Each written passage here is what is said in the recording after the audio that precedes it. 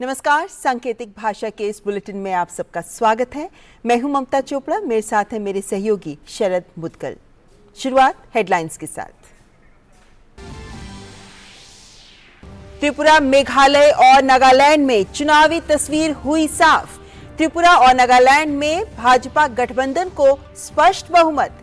मेघालय में कॉनराड संगमा की अगुवाई वाली एनपीपी सबसे बड़ी पार्टी के रूप में आई सामने। नागालैंड विधानसभा में पहली बार महिलाओं को मिला प्रतिनिधित्व। त्रिपुरा में भाजपा गठबंधन को ऐतिहासिक जनादेश। भाजपा कार्यकर्ता जश्न में डूबे। मुख्यमंत्री माणिक साहा ने दोबारा सरकार बनाने को लेकर जताई खुशी। नागालैंड भाजपा अध्यक्ष तेमजेन एमना एलोंग ने चुनाव परिणाम पर राज्य की जनता को दी बधाई। मेघालय में एनपीपी की बढ़त पर पार्टी कार्यकर्ताओं में जश्न का माहौल। मुख्यमंत्री कॉनराड संगमा ने जीत का श्रेय जनता को दिया।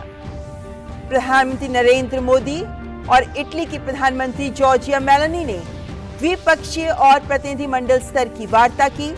राजनीतिक, व्यापार और आर्थिक, रक्षा, विज्ञान और प्रौद्योगिकी, ऊर्जा, स्वास्थ्य, काउंसलर और सांस्कृतिक क्षेत्रों को कवर करने वाले एक विस्तृत एजेंडे पर बात। प्रधानमंत्री आज भू राजनीति और भू रणनीति पर रायसीना संवाद का थोड़ी देर में करेंगे उद्घाटन। इटली की प्रधानमंत्री जियोर्गिया मेलोनी उद्घाटन सत्र की मुख्य होंगी अतिथि। रायसीना संवाद 2023 का विषय उकसावा, अनिश्चितता, अशांति, आंधी में प्रकाश स्तंभ। प्रधानमंत्री ने नई दिल्ली में G20 विदेश मंत्रियों की बैठक को किया संबोधित। कहा, भारत की G20 अध्यक्षता ग्लोबल साउथ को आवाज देने की कोशिश। प्रधानमंत्री ने कहा, चुनौतियों से निपटने के लिए G20 की ओर देख रहा है विश्व। विदेश मंत्री एस जयशंकर ने वैश्विक चुनौतियों का एक साथ मिलकर हल निकालने पर दिया जोर। सुप्रीम कोर्ट ने चुनाव आयुक्त की नियुक्ति को लेकर दिया बड़ा फैसला। 3 सदस्यीय समिति करेगी चुनाव आयुक्त की नियुक्ति। समिति में प्रधानमंत्री, देश के प्रधान न्यायाधीश और लोकसभा में विपक्ष के नेता होंगे शामिल।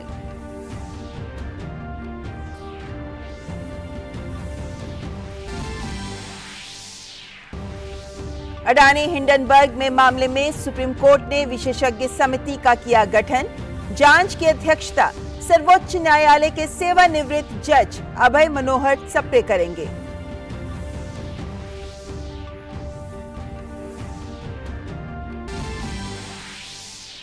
और इंदौर टेस्ट के दूसरे दिन 163 रन पर सिमटी भारत की दूसरी पारी। ऑस्ट्रेलिया को जीत के लिए चाहिए 76 रन।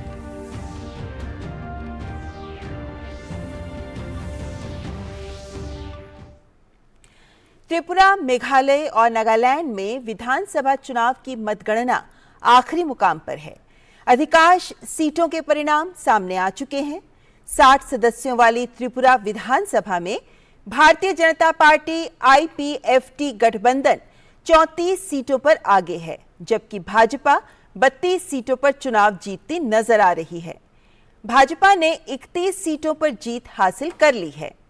मार्क्सवादी कम्युनिस्ट पार्टी कांग्रेस गठबंधन ने 14 सीटों पर बढ़त बनाई है।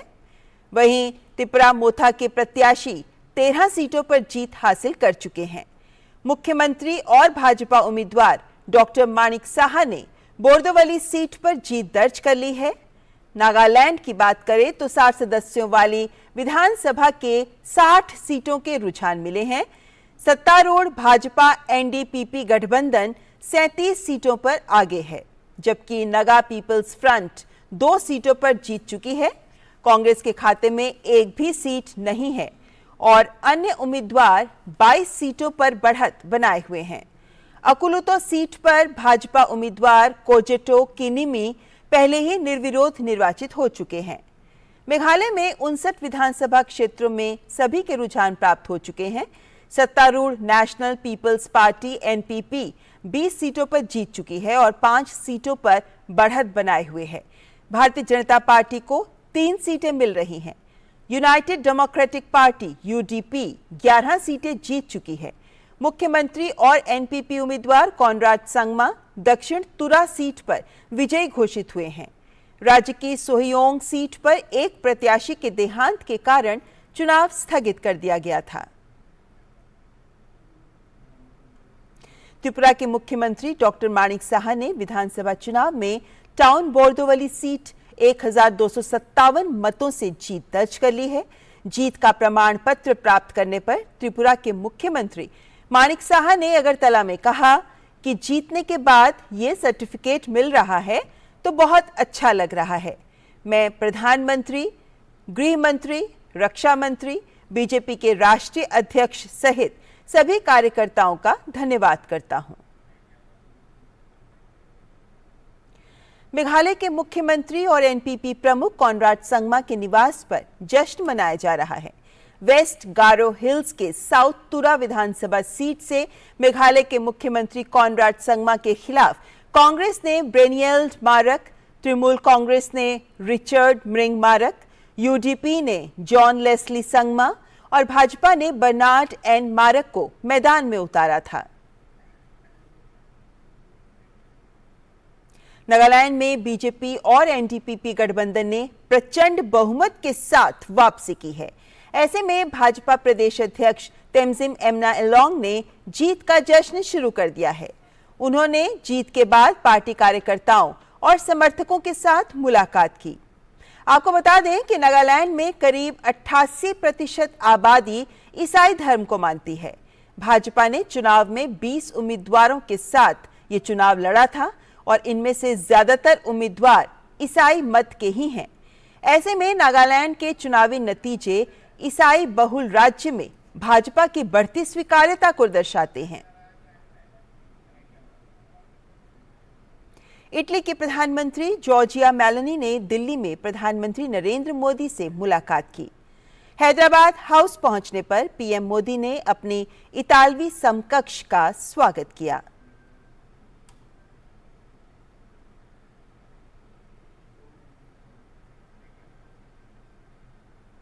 प्रधानमंत्री मोदी और इटली की उनकी समकक्ष जॉर्जिया मेलोनी ने दिल्ली के हैदराबाद हाउस में वार्ता की। दोनों प्रधानमंत्रियों ने विभिन्न विषयों पर विचार विमर्श किया।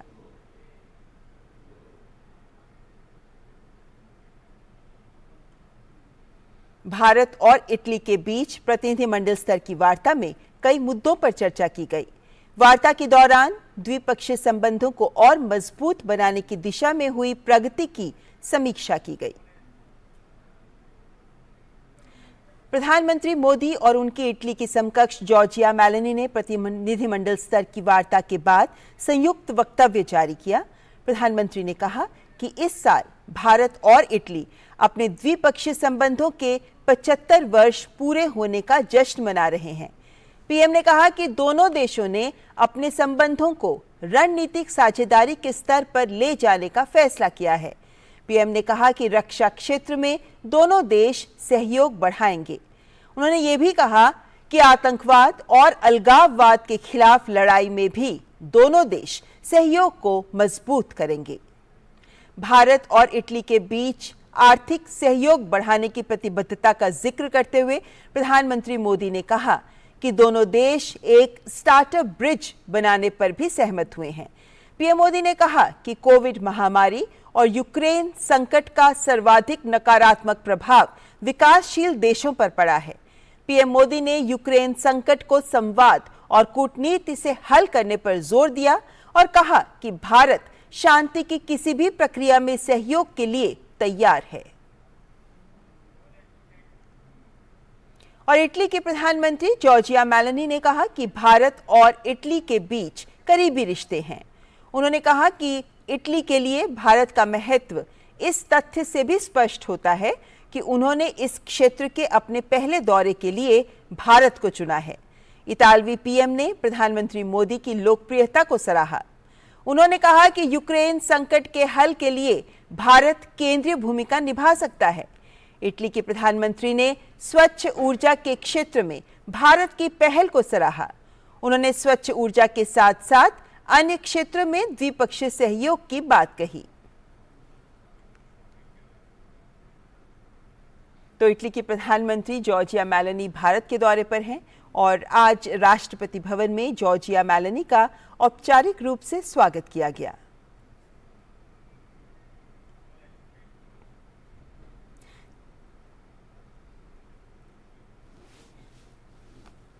साथ ही इटली की प्रधानमंत्री को गार्ड ऑफ ऑनर भी दिया गया।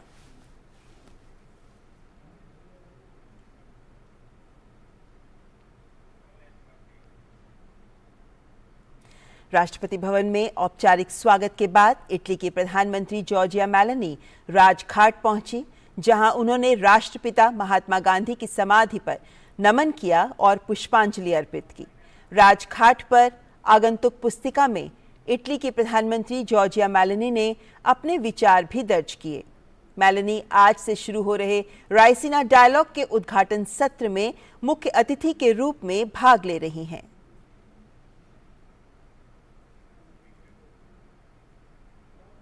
रायसीना डायलॉग आज से नई दिल्ली में शुरू हो रहा है और ये 4 मार्च तक चलेगा।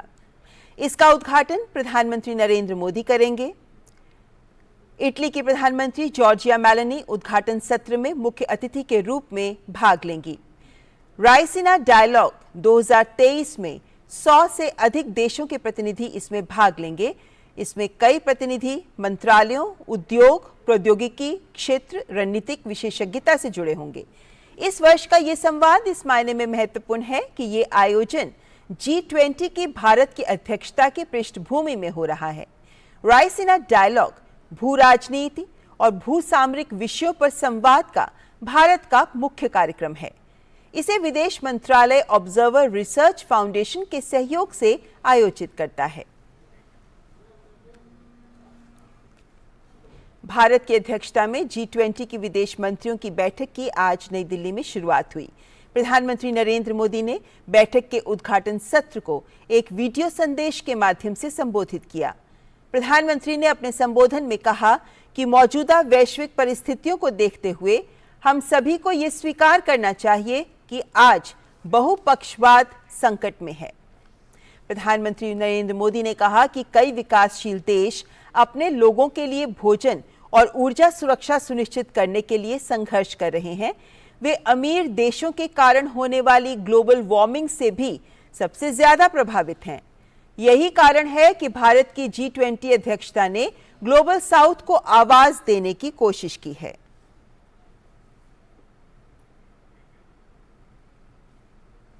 विदेश मंत्री डॉक्टर एस जयशंकर और अमेरिकी विदेश मंत्री एंटनी ब्लिंकन ने दिल्ली में G20 विदेश मंत्रियों की बैठक के मौके पर एक बैठक की।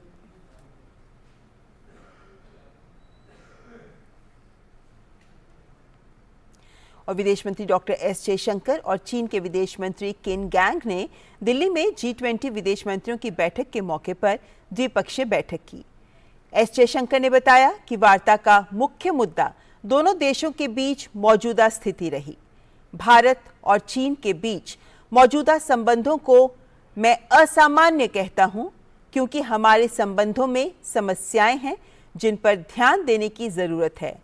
विदेश मंत्री डॉक्टर एस जयशंकर ने ये बात कही। रांची में आज से G20 प्रतिनिधि स्तर की बैठक शुरू हुई। केंद्रीय विज्ञान एवं प्रौद्योगिकी मंत्रालय की अगुवाई में आयोजित इस बैठक में विज्ञान, प्रौद्योगिकी, नवाचार, अक्षय ऊर्जा, क्लीन एंड ग्रीन एनर्जी और 21वीं सदी की चुनौतियों पर मंथन हो रहा है।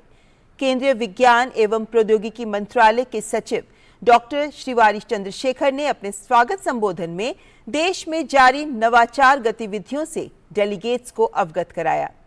चंद्रशेखर जी ने कहा कि G20 प्रतिनिधि स्तर की बैठक से ग्लोबल वार्मिंग और पर्यावरण असंतुलन जैसी गंभीर चुनौतियों से निपटने में मदद मिलेगी।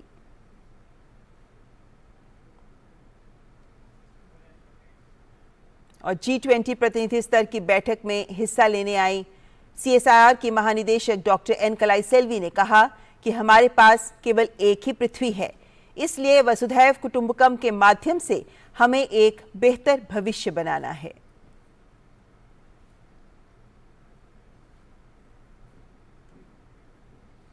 ऑस्ट्रेलिया के शिक्षा मंत्री जेसन क्लेयर ने आज नई दिल्ली में शिक्षा मंत्री धर्मेंद्र प्रधान से मुलाकात की। इस दौरान दोनों शिक्षा मंत्रियों के बीच शिक्षा, कौशल विकास और परस्पर हित के अन्य क्षेत्रों में संबंधों को मजबूत बनाने पर चर्चा हुई। साथ ही भारत और ऑस्ट्रेलिया के छात्रों की डिग्री को दोनों देशों में मान्यता देने से संबंधित एक समझौते पर भी दोनों देशों के बीच सहमति बनी। इसके अलावा दोनों देशों के विश्वविद्यालयों के बीच 12 MOU पर भी हस्ताक्षर किए गए। शिक्षा मंत्री धर्मेंद्र प्रधान ने बताया कि भारत में कृषि क्षेत्र में रिसर्च के लिए ऑस्ट्रेलिया ने अगले 1.5 साल के दौरान करीब $18 लाख की राशि देने की घोषणा की है। ऑस्ट्रेलिया के शिक्षा मंत्री जेसन क्लेयर ने कहा कि ऑस्ट्रेलिया में पढ़ने जाने वाले भारतीय छात्रों की वीजा प्रोसेसिंग में हाल के दिनों में तेजी आई है और अब छात्रों को 40 की बजाय 12 दिनों में ही वीजा मिल पा रहा है।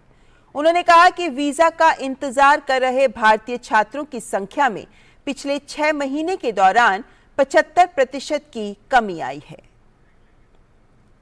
और फिलहाल यहां रुकेंगे एक ब्रेक के लिए। देख रहे हैं, मैं हूं अशोक केरवा। कोई फैक्ट चेकर चाहता है कि राज्यसभा आज सवाल है। आसान नहीं होता सच के लिए लड़ना। जिसकी आवाज कोई नहीं बनेगा, उसकी आवाज हम बने। जो डर जाते हैं वो झूठ से कहां टकराते हैं। जो गरीब के स्कूल में, गरीब के स्वास्थ्य के लिए खर्च होना चाहिए, वो लूट कर इन्होंने अमीर ठेकेदारों को दे दिया। सच को जानना हो तो झूठ पर करना होता है प्रहार, हर बार बार बार। मैंने आपसे पूछा, मैंने आपने ठीक है नहीं कहा ना आपने। और कोई मुद्दा नहीं है तो सोनिया गांधी की गुडबुक में मैं अपना नाम गोल्डन अक्षरों में कैसे दाखिल करूं? इसलिए न फेक न्यूज न झूठ, हमेशा सच के साथ 2-2। देखिए मेरे साथ 2-2 सोमवार से शुक्रवार रात 9 बजे सिर्फ डीडी न्यूज पर।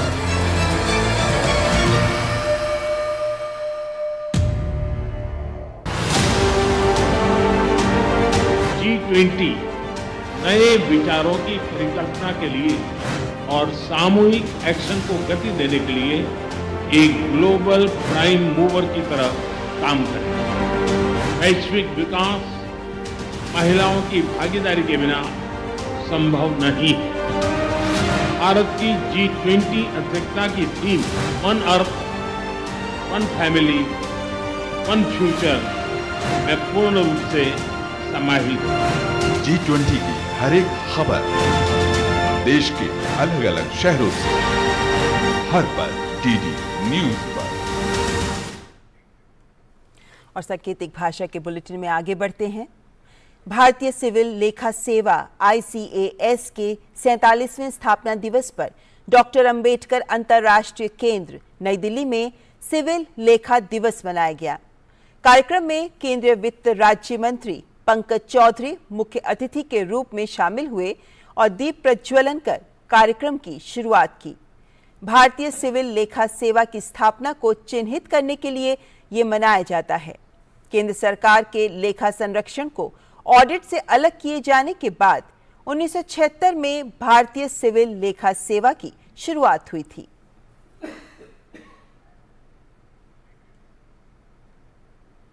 चुनाव आयुक्तों की नियुक्ति पर सुप्रीम कोर्ट ने आज एक बड़ा फैसला सुनाया है। सर्वोच्च न्यायालय ने चुनाव आयुक्तों की नियुक्ति के लिए स्वतंत्र पैनल की मांग वाली याचिका पर फैसला सुनाया है। जस्टिस जोसेफ ने कहा, चुनाव आयुक्तों की नियुक्ति पीएम, लोकसभा में विपक्ष के नेता और चीफ जस्टिस ऑफ इंडिया की एक समिति की सलाह पर की जाएगी। वहीं कोर्ट ने सरकार से कहा कि केंद्र कंसोलिडेटेड फंड से चुनाव आयोग की फंडिंग और अलग सचिवालय बनाने के लिए आवश्यक बदलाव करें। अडानी हिंडनबर्ग रिपोर्ट मामले पर जांच के लिए सुप्रीम कोर्ट ने एक कमेटी गठित करने का आदेश दिया है। कोर्ट द्वारा बनाई गई इस कमेटी की अध्यक्षता रिटायर्ड जज अभय मनोहर सप्रे करेंगे। ये कमेटी मौजूदा नियामक तंत्र की बेहतरी के लिए अपने सुझाव देगी। कमेटी में justice JP Devadatt, OP Bhatt, KV Kamath, Somashekar Sundaresan और नंदन नीलेकेणी शामिल होंगे। कमेटी 2 महीने में अपनी रिपोर्ट सुप्रीम कोर्ट को सौंपेगी। सुप्रीम कोर्ट ने कहा, इस कमेटी के अधिकार के दायरे के बारे में सेबी ने अपने सुझाव दिए हैं।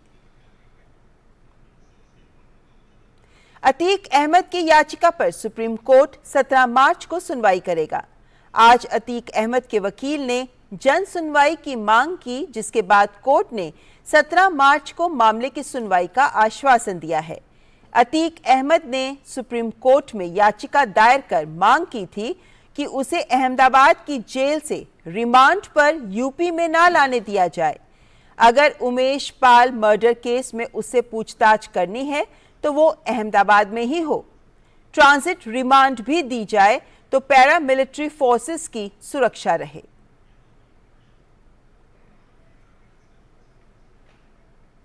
जन औषधि सप्ताह के दूसरे दिन दिल्ली के आईपी एक्सटेंशन में जन औषधि प्रतिज्ञा यात्रा का आयोजन किया गया।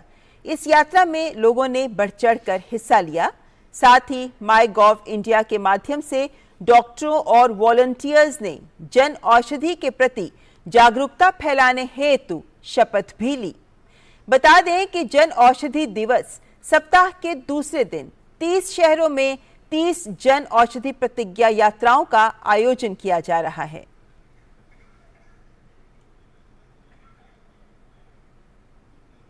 बिहार के भोजपुर जिले के आरा में खाद्य प्रसंस्करण एवं उद्योग मंत्रालय और चैम्बर ऑफ कॉमर्स के सहयोग से मोटे अनाज बाजरा को बढ़ावा देने के लिए सम्मेलन सह प्रदर्शनी का आयोजन किया गया।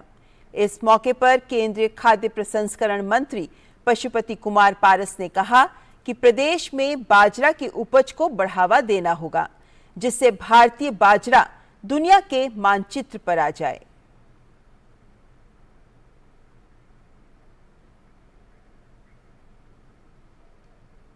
और अब खेल की खबर। इंदौर में खेले जा रहे तीसरे टेस्ट के दूसरे दिन ऑस्ट्रेलिया ने अपनी पकड़ बना ली है। दूसरे दिन का खेल खत्म होने के समय भारत ने ऑस्ट्रेलिया के सामने जीत के लिए 76 रन का लक्ष्य रखा है। दूसरी पारी में भारतीय टीम 163 रन पर पेविलियन लौट गई। दूसरी पारी में भी भारत की शुरुआत खराब रही। दोनों सलामी बल्लेबाज सस्ते में ही पेविलियन लौट गए। शुभमन गिल ने 5 और रोहित शर्मा ने 12 रन बनाए। विराट कोहली भी 13 रन ही बना सके। चेतेश्वर पुजारा और श्रेयस अय्यर के बीच 5वें विकेट के लिए 35 रन की साझेदारी हुई। श्रेयस अय्यर 26 रन बनाकर आउट हुए। पुजारा एक छोर संभालकर खेलते रहे और उन्होंने अपना अर्धशतक पूरा किया। हालांकि दूसरे छोर पर विकेट गिरते रहे। पुजारा ने सबसे अधिक 59 रन बनाए। ऑस्ट्रेलिया के लिए नेथन लियोन ने 8 विकेट चटकाए। इससे पहले ऑस्ट्रेलिया की पहली पारी 197 रन पर सिमट गई और ऑस्ट्रेलिया ने पहली पारी के आधार पर 88 रन की बढ़त हासिल की। आज ऑस्ट्रेलियाई टीम ने कल के स्कोर 4 विकेट पर 156 रन से आगे खेलना शुरू किया और पीटर हैंड्सकॉम और कैमरून ग्रीन पारी को संभालते हुए उन्होंने 40 रन जोड़े, लेकिन अश्विन ने इस साझेदारी को तोड़कर भारत को आज की पहली सफलता दिलाई। भारत की ओर से रविंद्र जडेजा ने 4 विकेट लिए, जबकि अश्विन और उमेश को 3-3 विकेट हासिल हुए।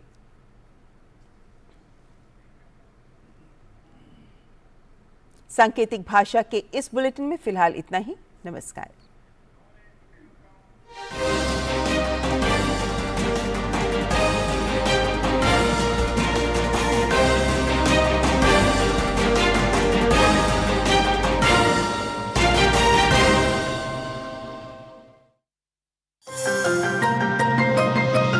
त्रिपुरा, मेघालय